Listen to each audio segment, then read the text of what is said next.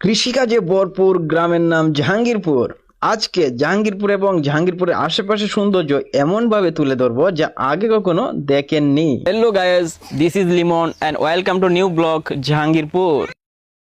নেত্রকোনা সদর উপজেলার টাকলুকোনা ইউনিয়নের সর্বশেষ গ্রাম জাহাঙ্গীরপুর। সবুজ প্রকৃতি ঘেরা আমাদের এই গ্রাম। এই গ্রামের তিন পাশে কংস নদী আর এক পাশে সমতল ভূমি।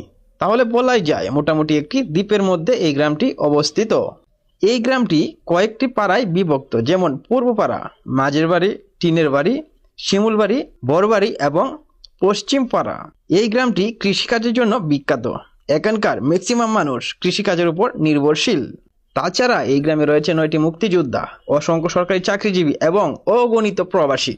এই জাহাঙ্গীরপুর গ্রাম থেকে কিছুটা দূরে তাকালেই দেখা যায় তিন নদীর মাথা, যেটা পড়েছে তাঁতিওর। এটি হচ্ছে তাঁতিওর ব্রিজ। তাঁতিওর ব্রিজটি দেখতে অসাধারণ লাগছে পাখির চোখে।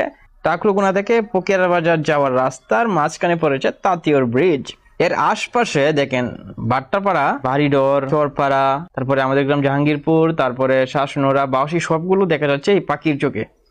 আমার কাছে সত্যি অসাধারণ লাগছে। আপনার কাছে কেমন লাগছে অবশ্যই কমেন্টে জানিয়ে দিবেন। এরকম আরো নতুন নতুন ভিডিও পেতে পেজটি ফলো করে পাশেই থাকুন। আজকের মতো বিদায়, সি ইউ।